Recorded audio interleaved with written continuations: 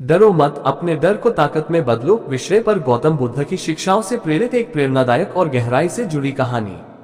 डरो मत, अपने डर को ताकत में बदलो।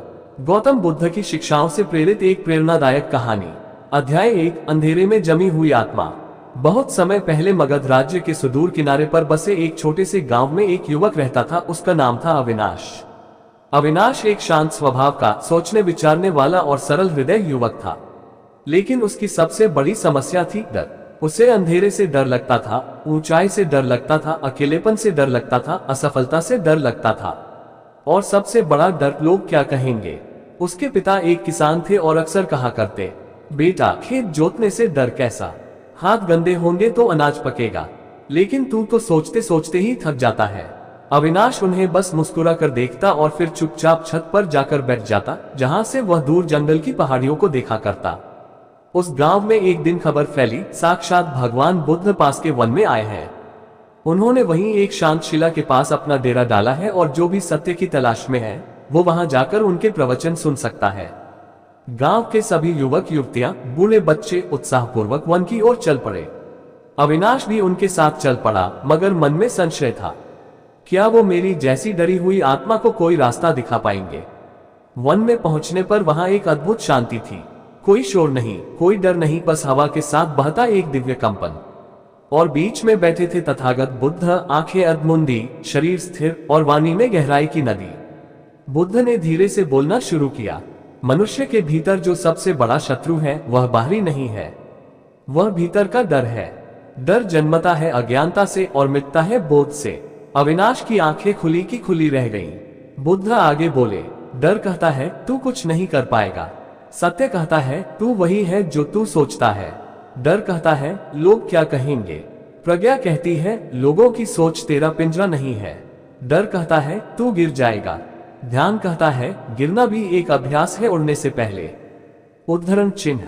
इन वचनों ने अविनाश के मन में कुछ हलचल की। प्रवचन के बाद बुद्ध ध्यान में चले गए। लोग लौटने लगे, लेकिन अविनाश वहीं बैठा रहा जैसे कोई उसकी आत्मा को छू गया हो।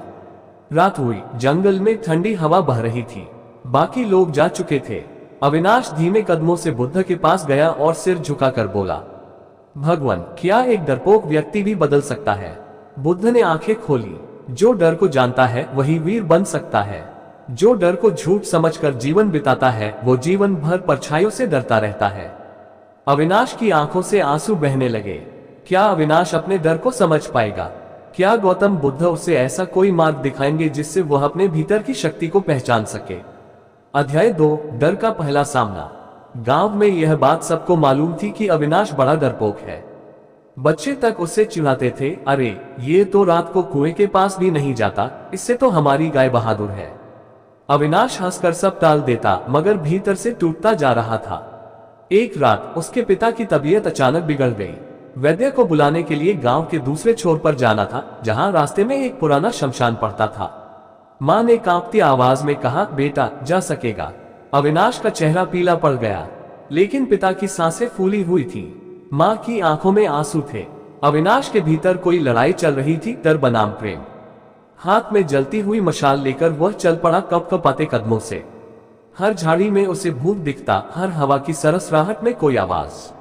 लेकिन एक ही मंत्र वह दोहरा रहा था, पिताजी के लिए मुझे डर से ऊपर उठना ही होगा। शमशान के पास से गुजरते हुए उसकी सांसें थम गईं। तभी उसके कानों में आवाज आई, डरो मत, मृत्यु से डर कर जीने का कोई अर्थ नहीं। वह रुका, पलटा, कोई नहीं था, लेकिन यह आवाज किसी और की नहीं, उसके भीतर की थी। शायद पहली बार उसने खुद से बात की थी, साहस की भाषा में। अध्याय 3, बुद्ध की ओर पहला कदम। वह किसी तरह वैद्य को लेकर लौटा। पिता बच गए। गांव में सब ने तारीफ की, अब तो अविनाश बदल गया है।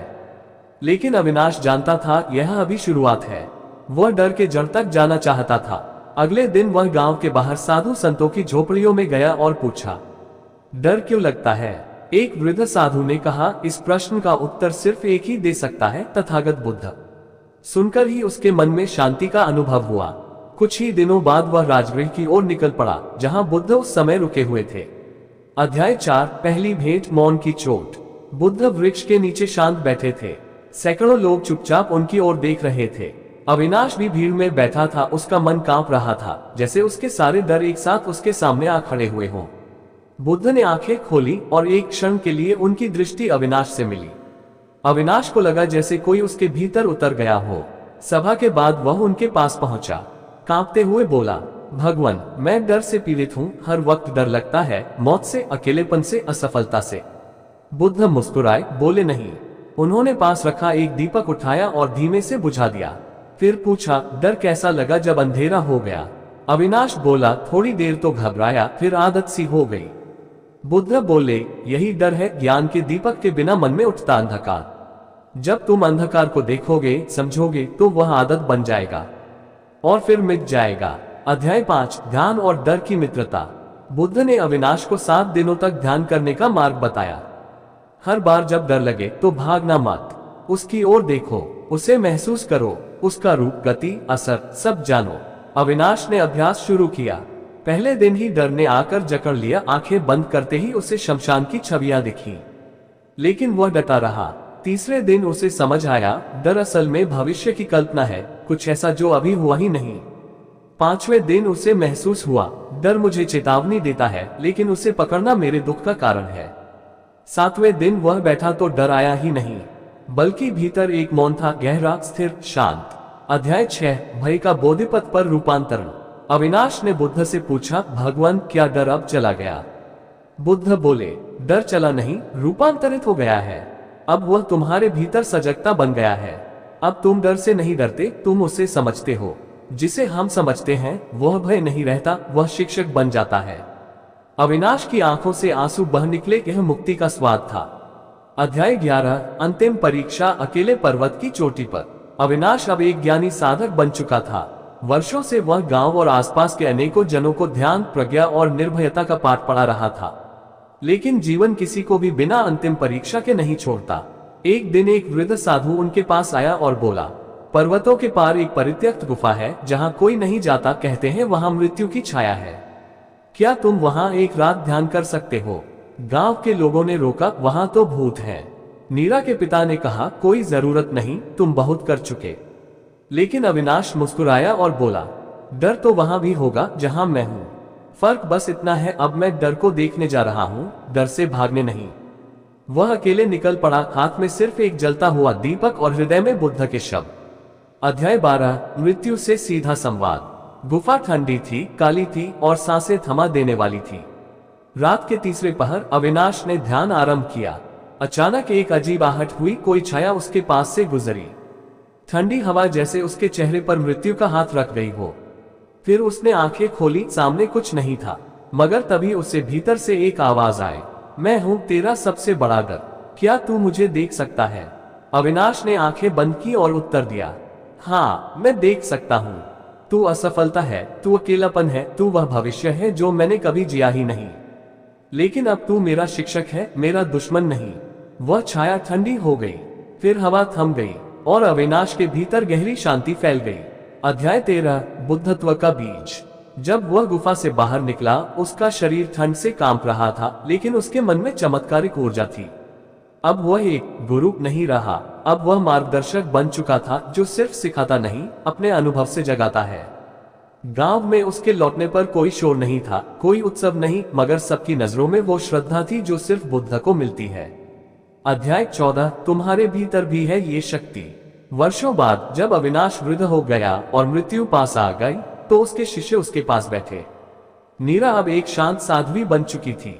सबका प्रश्न एक ही था, गुरुदेव, क्या आपने कभी फिर डर महसूस किया? अविनाश मुस्कुराया, आंखें बंद की और बोला, ग्रेटर देन डर अब भी आता है, लेकिन अब मैं उसे चाय पिलाता हूँ, उससे बात करता हूँ और फिर वह चला जाता है।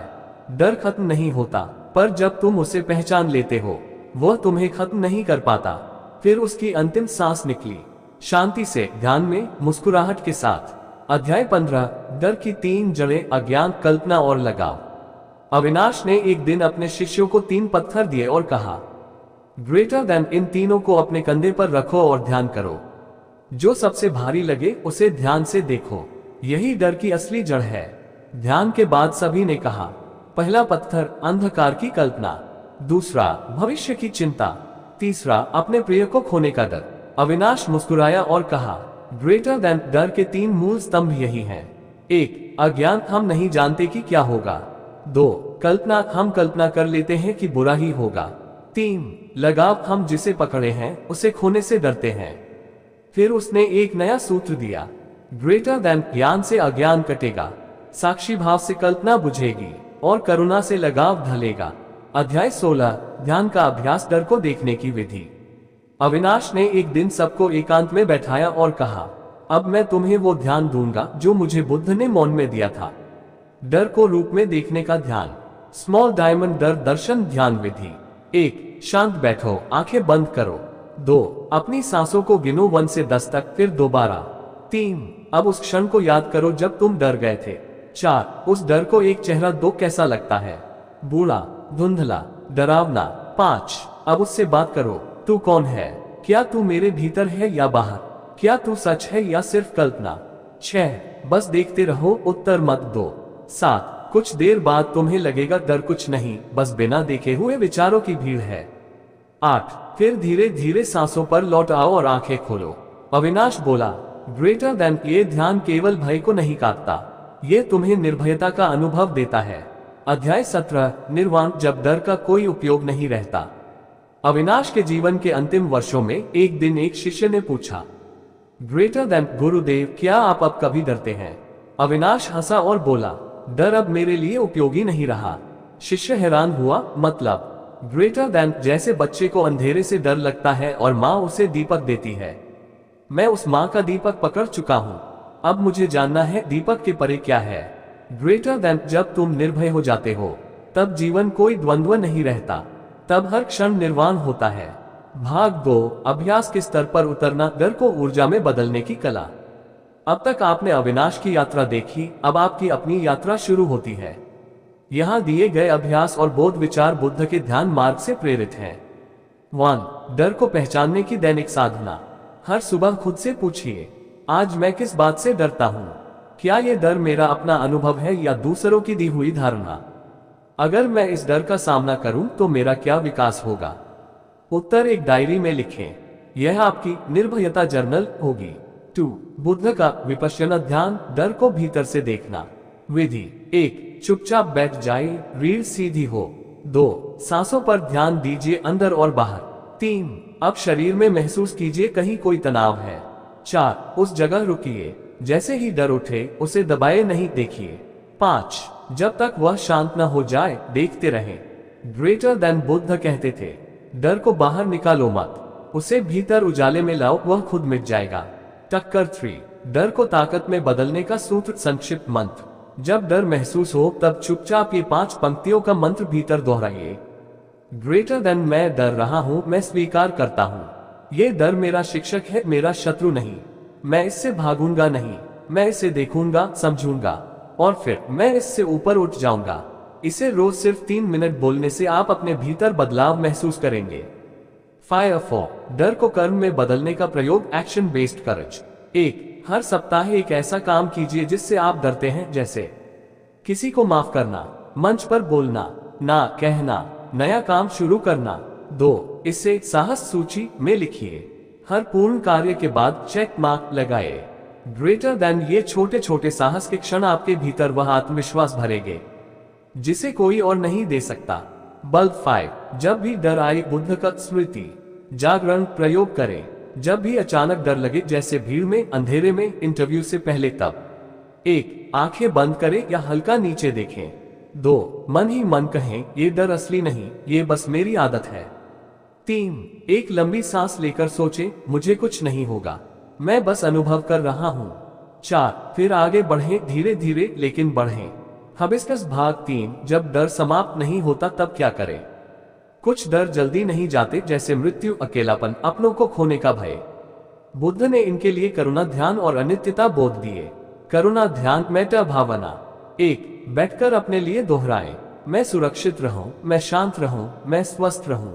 2. फिर उसी डर से जुड़े व्यक्ति के लिए कहें, वह भी सुरक्षित रहे, शांत रहे, स्वस्थ रहे। 3. फिर पूरे संसार के लिए, सब प्राणी निर्भय और शांत हों। उंगली से दाहिनी ओर इशारा, ये ध्यान आपको भीतर से शुद्ध करेगा। जब डर के विरुद्ध नहीं जाते बल्कि उसे करुणा से घेरते हैं, वह स्वतः पिघल जाता है। भाग 4, डर से पार पाने का बुद्ध मार्ग, एक जीवन पथ योजना, लाइफ रोड मैप। यह कोई एक बार की चीज नहीं बल्कि एक जीवन शैली है। इसे अपनाकर आप हर प्रकार के डर से धीरे धीरे मुक्त हो सकते हैं, भीतर से स्थायी परिवर्तन की ओर। लार्ज डायमंड चरण 1, जानो डर क्या है, कहां से आता है। डर का प्रकार, मूल कारण बुद्ध की दवा। असफलता का डर, आत्म मूल्य की कमी, सही दृष्टिकोण, सम्यक दृष्टि। आलोचना का डर, दूसरों की स्वीकृति की भूख, आत्म स्वीकृति, मैत्री ध्यान। मृत्यु का डर, अनित्य से अज्ञान, विपश्यना ध्यान। अपनों को खोने का डर, लगाव, विरक्ति और करुणा। भविष्य का डर, अनिश्चितता, वर्तमान का ध्यान, स्मृति, जागरण। लार्ज डायमंड चरण 2, 5 पथ सिद्धांत, डर के विरुद्ध 5 आंतरिक हथियार।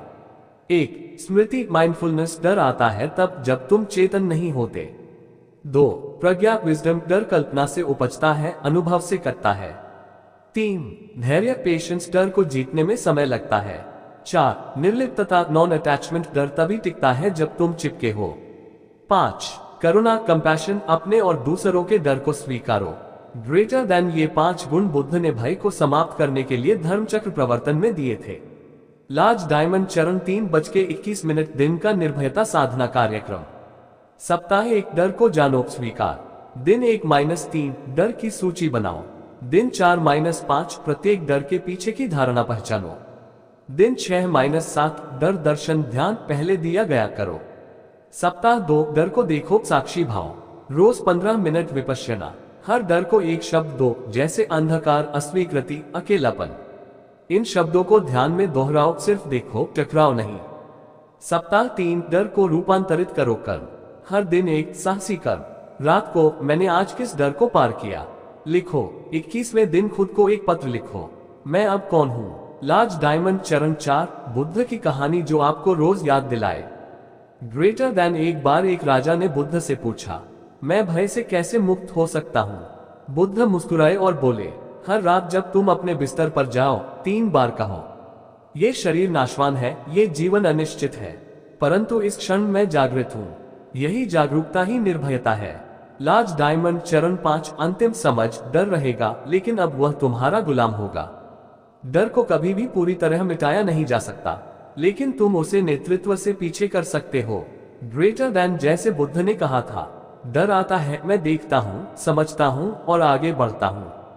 डर तुम्हारा रोशनी की ओर संकेत करने वाला मित्र बन सकता है, अगर तुम उसे विरोधी नहीं, पथ प्रदर्शक मानो।